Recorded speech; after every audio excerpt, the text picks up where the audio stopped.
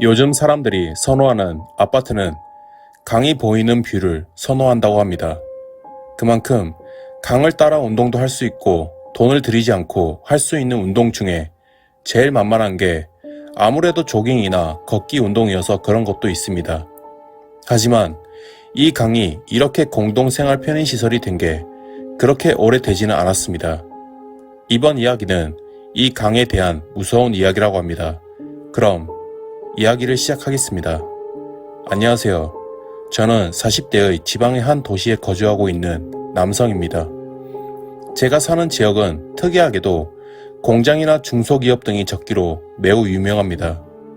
그래서 대부분의 젊은 사람들은 20살 성인이 되면 이 도시를 떠나기 바쁩니다.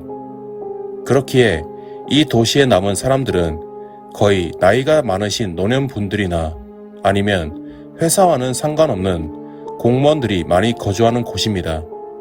이 도시는 1년 내내 거의 조용하고 심심한 동네이기도 합니다. 하지만 1년에 딱 한 번 10월 3일 개천절에는 도시의 강을 따라 시작되는 경남 최대의 축제가 펼쳐지기도 합니다. 이 축제는 강에 등을 띄우곤 하고 실크나 전통 공연 등을 펼치며 한국의 미와 예술을 표현하기도 하는 축제입니다. 지역 사람들은 이 축제를 개천절에 시작되기에 개천예술제라고 부르며 외부인들은 유등축제라고도 불렀습니다. 이 이야기의 시작은 아주 오래전으로 거슬러가 저희 고등학교 시절로 흘러갑니다. 그때 시절 저희 취미는 힙합, 그 중에서도 브레이킹 댄스를 보거나 추는 것을 즐기곤 했습니다. 그리고 그때 당시에는 무선 이어폰이라는 것이 존재하지 않았기에 핸드폰에 유선 이어폰을 꽂고 다니는 것이 유행했습니다. 정말 희한한 게 무선 이어폰을 사용하면 음악을 더 편리하고 많이 들을 수 있을 것 같지만 충전을 자주 해야 하기에 아직도 음악을 하는 몇몇의 아이돌들은 유선 이어폰을 착용한 모습을 공항에서 찍히는 공항룩 사진에서 보이곤 합니다. 그때 저는 음악에 미쳐 있을 정도로 밖에 돌아다닐 때는 항상 귀에 이어폰을 꽂고 다녔는데 음악의 종류는 거의 외국 힙합이나 팝송을 들었던 것 같습니다. 제가 다녔던 고등학교는 축제를 하는 강의 물줄기를 따라 있는 긴 다리를 통해 집이 있는 동네와 연결되어 있었습니다. 그 다리는 위쪽과 아래쪽 두 길로 되어 있었는데 위쪽의 다리에는 시내버스가 다녔기에 몇 정거장만 거치면 사는 동네에 쉽게 도착할 수 있었습니다. 하지만 정말 몇 정거장만 가면 도착하였기에 저는 버스비도 아낄 겸 운동삼아 매번 집에 걸어 다녔습니다. 위쪽의 길은 도로가 있었기에 자동차들이 쌩쌩 달려 위험하기도 하고 이어폰을 통해 흘러 들어오는 음악 소리 때문에 주변의 소리를 들을 수 없어서 저는 아래의 길로 집에 다녔습니다. 길은 왼쪽에 강이 있고 오른쪽에는 풀숲이 우거져 있었는데 길이 아스팔트처럼 정리가 되어 있지 않고 흙으로 되어 있었습니다. 아침에는 이 길로 자전거를 타고 다니거나 낚시를 하는 사람들도 있었기에 인적이 드물긴 했지만 무섭다는 생각은 별로 하지 못했습니다. 그날도 학교 하교를 하고 이어폰으로 노래를 들으며 다리의 밑쪽으로 걷고 있는데 매일 걷는 거리여서 그런지 작은 변화에도 금세 눈치를 챌 수 있었습니다. 그건 바로 풀숲 안쪽에 보이는 그림의 실루엣이었습니다. 그래서 그쪽으로 가까이 가서 보니 색이 있는 라카를 벽에 뿌려 그리는 그래피티가 벽 쪽에 그려져 있는 것이었습니다. 그 그림에 저는 신기함과 동시에 뭔지 모를 매력을 느끼게 되었습니다. 아무래도 인터넷에 올라오는 힙합 뮤직비디오 영상에 벽에 그려진 그래피티를 배경으로 삼는 경우가 많았기에 그랬던 것 같습니다. 이 그래피티가 아무데나 그리면 벌금을 물어야 하는 경우도 있지만 그때 당시에는 굳이 풀숲을 뒤지고 벽에 그려진 그림을 보는 사람들도 보기 드물었으며 굳이 이걸 문제 삼지는 않았기에 자유롭고 개방적이지 않나 싶습니다. 그리고 강에서 가끔 낚시를 하는 아저씨들 중 얼굴이 낯익은 사람들도 있었기에 얼굴이 마주치면 서로 인사를 하기도 했습니다. 안녕하세요. 아저씨, 뭐 좀 잡혀요? 여기? 잡히긴 하지. 베스라는 물고기가 잡히는데 위생상 먹기는 그렇고 그래도 이게 꽤 크고 낚싯대를 당기는 느낌이 좋아서 스트레스 푸는 걸 삼아 하는 거야 라고 말씀하셨고, 아저씨가 물 안에 담겨있는 큰 망을 손으로 잡아당기자 그 물망 안에는 정말 많은 베스들이 물 위로 모습을 보이기 시작했습니다. 색은 약간 푸르스름하고 잉어 같은 느낌도 있었고 크기는 정말 컸습니다. 저는 베스를 쳐다보며 말했습니다. 아저씨, 물고기가 왜 그렇게 커요? 아, 이거 외래종이어서 그래. 가난하고 어렵던 시절에 단백질 공급원으로 한국에 유입되어 들어왔는데 이제는 사람들이 잘 먹질 않고 손맛을 보기 위해 낚시만 해 라고 말했습니다.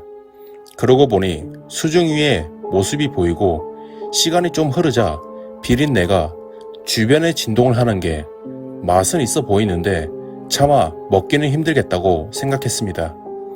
그렇게 인사를 하고 다시 집으로 향해 걸어가려고 하는데 아저씨는 저를 다시 보며 이런 말을 했습니다. 풀숲에 너무 가까이 가지는 마. 그래서 그 말이 무슨 말인지 궁금해 물어보았습니다. 왜요? 숲의 높이가 너무 높아서 깊이 들어가면 밖에서 안에 무엇이 있는지 보기 힘들어.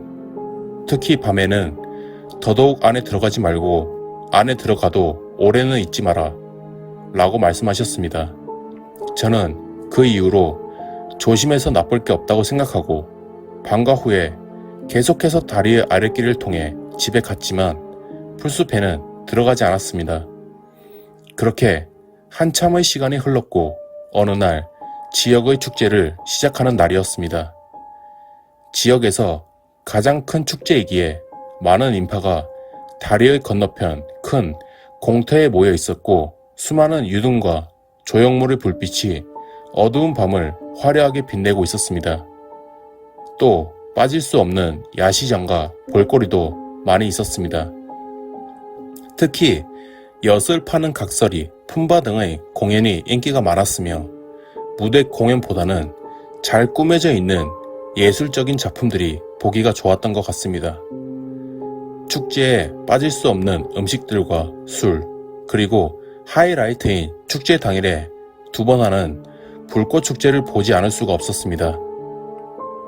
제가 살았던 동네에서 축제를 하는 곳까지의 거리는 걸어서 30분 정도로 그렇게 많이 멀지도 않았고 그날은 강의 중간쯤에 행운의 다리라는 다리도 설치하였기에 굳이 강을 한 바퀴 삥 돌지 않아도 반대편에 쉽게 갈 수 있었습니다.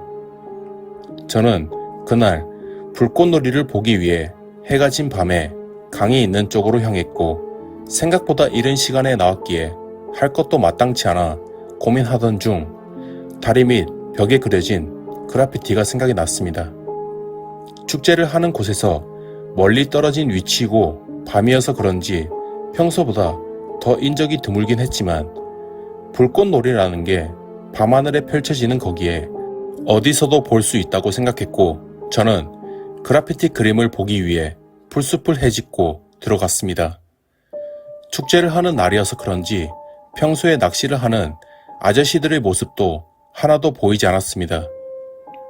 밤늦게 풀숲에 들어가지 말라는 말이 생각이 났지만 지역의 인파가 가장 많이 몰리는 축제에 설마 큰일이라도 나겠어? 라고 생각하며 대수롭지 않게 생각했습니다. 그렇게 벽 쪽에 몸을 붙여 걷는데 참 신기한 그림들이 많았습니다. 해골로 그려진 그림도 있었고 영어로 된 알 수 없는 문장들도 있었습니다. 그리고 낚시를 하는 아저씨들의 모습도 그려져 있었습니다. 그리고 저는 하나의 그림에 놀랐습니다. 그건 매일 학교가 끝나고 이어폰을 귀에 꽂고 다리를 건너는 나의 모습과 흡사해 보이는 그림이었기 때문입니다. 확실치는 않았으나 제가 다니는 고등학교와 분명 똑같은 교복이었고 머리 스타일이나 제가 메고 다니는 가방도 비슷해 보였습니다. 우연의 일치라고 생각하기에는 뭔가 계속 보면 볼수록 누군가가 풀숲에 숨어 모든 걸 지켜보고 있었을까 라는 생각이 들었습니다. 궁금하여 저는 풀숲 안쪽을 한참 헤집으며 걷는데 어느 정도 걸었을까 수풀이 무언가에 짓눌려 큰 새 둥지처럼 되어 있는 몇 개의 움푹 파인 곳들이 눈에 보였고 그 주변에는 생선의 뼈나 소주병 그리고 라면 봉지 등 간편 음식의 쓰레기들이 놓여 있었는데 거기에는 여러 가지의 다 사용되고 텅 빈 라카들도 같이 버려져 쌓여 있었습니다. 저는 움푹 파인 그게 너무나 궁금해 혹시 괴물이 사는 건가 라는 생각이 들기도 했고 혹시 이 강에 무언가가 살고 있는 건가 라는 생각도 들었습니다. 그렇게 궁금증을 해결하지 못하고 축제의 장소에 가서 불꽃놀이를 다 구경하고 집으로 가는 길에 같은 동네에 태어나서 쭉 살으셨던 토박이 삼촌을 만나 마침 잘 됐다며 그 다리 밑에서 보았던 것들을 물어보았습니다. 삼촌, 저기 다리 밑 풀숲 가보셨어요? 삼촌은 대답하셨습니다. 응, 가봤지. 근데 밤에는 가지마. 거기 위험해. 왜요? 왜 위험해요? 거기 노숙자들이 사는 곳이잖아. 둥지 틀고. 그제서야 알았습니다. 그 둥지들은 노숙자들이 사는 곳이구나 라고 말입니다. 근데 노숙자가 왜 위험해요? 너 세상에서 제일 위험한 게 뭔지 알아? 아무것도 가진 것 없고 오갈 데 없는 사람들이야. 그 사람들은 겨울에 먹을 게 없고 얼어 죽을 것 같으면 일부러 범죄를 저질러 감옥에 들어가곤 해. 특히나 힘없고 어린 사람들을 대상으로 말이야. 그 말을 듣고 저는 시겁했습니다. 혹시 그 벽에 그려진 나와 비슷한 모습은 나를 노리고 있었던 누군가의 흔적이 아니었을까 말입니다. 지금의 그 길은 수풀이 모두 제거되고 깔끔하게 정리가 되어 자전거를 탈 수 있는 자전거 도로와 도보를 할 수 있는 길이 생겼습니다. 하지만 저는 지금도 그 길을 보면 그때의 기억이 생생하게 떠오릅니다. 그리고 지금은 거의 없어졌다고 하지만 옛날에 노숙자들의 이유 없는 범죄가 많았다는 얘기는 아직도 나이 드신 어른분들에게 가끔 듣곤 합니다. 그럼 이야기를 마치겠습니다.